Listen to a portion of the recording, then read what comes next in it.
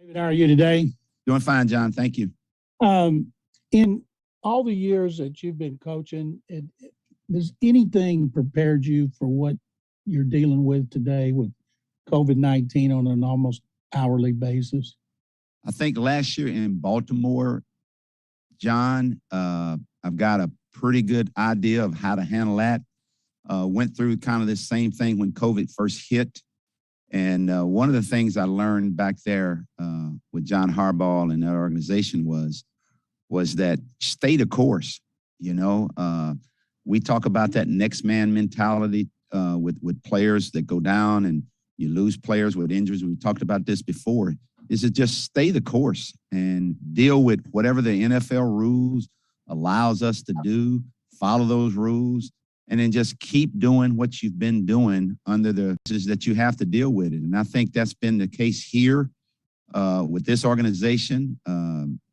We've kind of taken that same approach and just kept away the distractions and the disruptions of what's going on around us and just keep focused on what we have to do in doing our jobs. And I think that's been the biggest thing that I've learned in bringing here.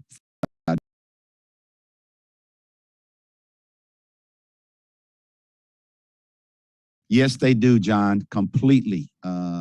Obviously had a couple of players with me in Baltimore, Chris and Mark, who had gone through this with me, and basically got through it, and it never disrupted us, disrupted them from doing what they were doing each week. And you know, when you went to play the games where there were fans in the crowd or not, is you went and played the game. Once the game starts, John, I mean, you just play. Around you doesn't really matter at that point, as long as you're not distracted and been disrupted prior to getting there. And this organization and this staff has done a great job of keeping us focused and doing that here. And I think that's allowed us to continue to get better in spite of all the things that have been going on around us. And that's all we wanted to do, was keep getting better. Christy? Do you expect to get some of the guys that are on the COVID list back this week? Christy, I expect to, but I'm not really sure yet who or what the situation is. We're still going through the test daily. We'll have a a better idea on Wednesday about who we will get back going forward. Do you have any new people that you think will be added like right now? No, I haven't. I have not heard anything about any new tests right now. And on Davis, I was wondering, what do you like best about how he's grown or how he's developed from the beginning of the season until now? He's just progressed from the standpoint of understanding what Pep, and as far as running this offense and doing step by step. You know, it's a process, Christy, and that process doesn't change. And he stayed the course with us in doing that. As I mentioned before yesterday, he's very mature for a young quarterback, and basically he's very focused. And I think that's been the big thing that I've seen with him, and is his focus has really been good on just getting better at doing his job. Aaron Wilson? Hey, good morning, David. Good morning. Talk about Nico Collins and his first touchdown and kind of the development you've seen from Nico this year. Well, again, I'll go back to John mentioned about having those veteran players about dealing with things. You know, Brandon Cooks, you know, Chris Moore, those guys that have been around. He's watched those guys, and he's developed. He is developing into a very, very good football player, the kind of football player we thought he would be. He has not had any regression at all in what we've been asking him to do. He's getting better, and he's getting better. He's a willing learner. He's a hard worker, and all he wants to do is get better. And I'm starting to see that happen with him, and he's starting to feel real confident about it. And again, obviously Davis is starting to feel comfortable with him also too. And David, on the other side of the football, Tavierre Thomas, your thoughts on the kind of season he's putting together, kind of quietly? Maybe he goes a little on. What have you seen from him? Well, I've seen this. I know this. He'll get a game ball from this game. That's how good he's been playing. That's how he's been.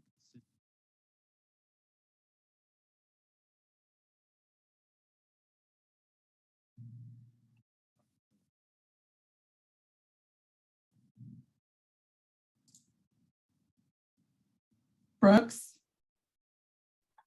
David, you were mentioning about with Davis and his progression. I mean, he was talking yesterday about how comfortable he was in making decisions. How much more has he grown into being able to make decisions, specifically in like RPOs and finding reads and being able to do that? How much do you think that helped him in yesterday's game?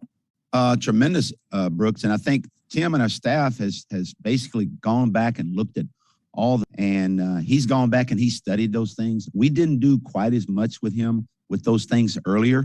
We did more with Tyrod, and I think now that he's gone back and he studied those things, and they're part of what we do offensively, and they help us offensively. Those are runs that could turn into passes, and he's done a good job of making good decisions, Brooks, on those particular plays, and he's getting much better at it, and it's helping us offensively be more consistent because of that.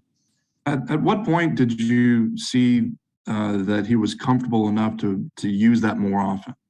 Well, I think offensively, when Tim and the staff sat down and they sat down with him, and we went over the things in the game plan meetings about what he felt comfortable with and what he felt like he could do, and he gave us some feedback himself on what he was comfortable with, and basically that tells you something when you got a play in and he's not real comfortable with that play, not to use that play. And basically the interaction between he and our offensive staff has been good there. Sarah. David, obviously you have a lot of experience coaching quarterbacks. When you say in OTAs have a conversation with the rookie about development, what does that conversation go like? How does that go? Well, Sarah, I'll tell you what, they don't know what they don't know at that point. So it's kind of hard to you just kind of bring them along. You just kind of let them know what the process is. It's a step-by-step thing. It's a long process.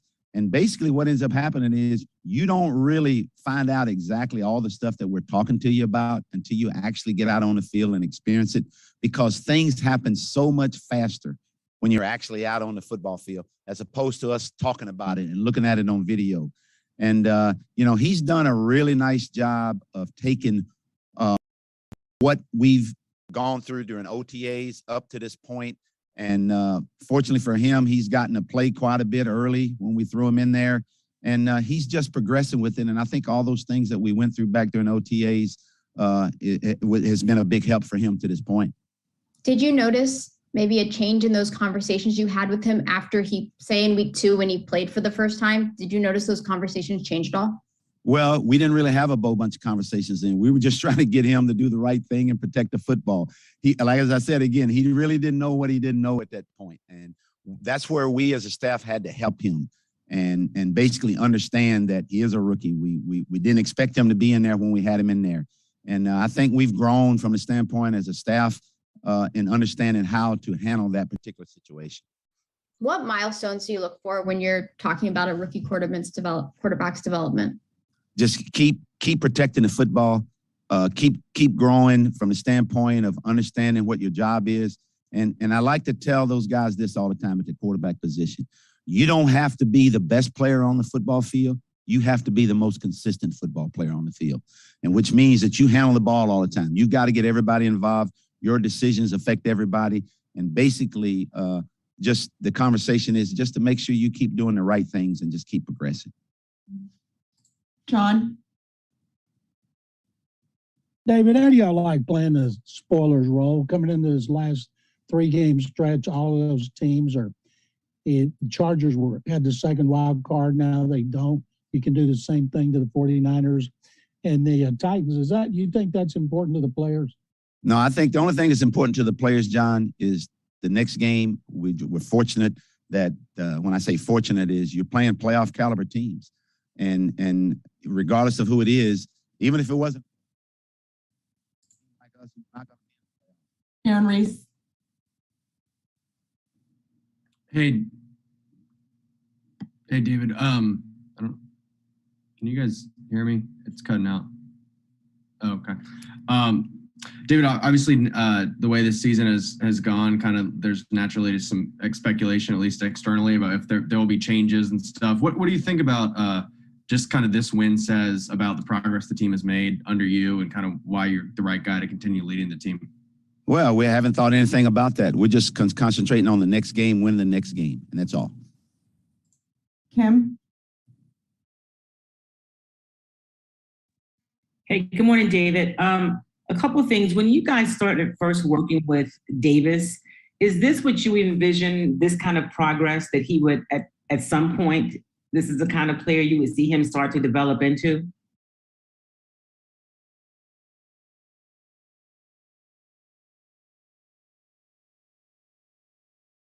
Hello, did you hear me? I hear you. Do you hear me? Okay, now I can hear you, yes. Okay.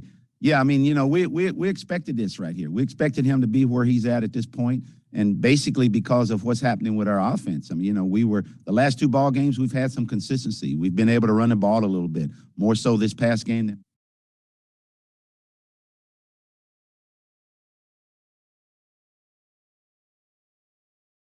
Can you talk about one of the things you said each week when you guys have not performed the way you would like to see your team perform, that you had to do better as a coaching staff?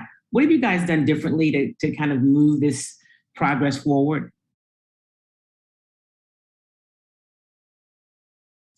Hold on, Coach, we can't hear you.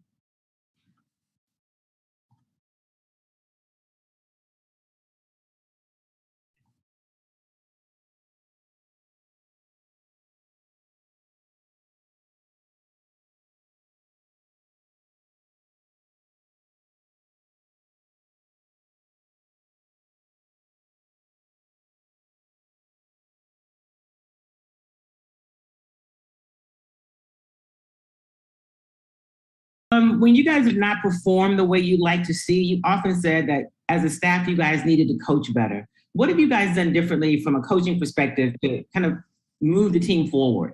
Make sure we're doing the right things with our guys. I mean, we know them a lot better right now. And of course, we've had guys coming in, guys coming out, and just finding that right combination and making sure we're doing the right things with that combination that's up there. We've had to make some adjustments in doing that. And I thought our staff has done a really good job of doing that. And we're starting to get better because of that. Thank you. You're welcome. Mark? Hey, David, you said Hey, Mark. Tavier is getting a game ball. Anybody else getting a game ball from you from yesterday? Yeah. Jonathan Owens is going to get a game ball.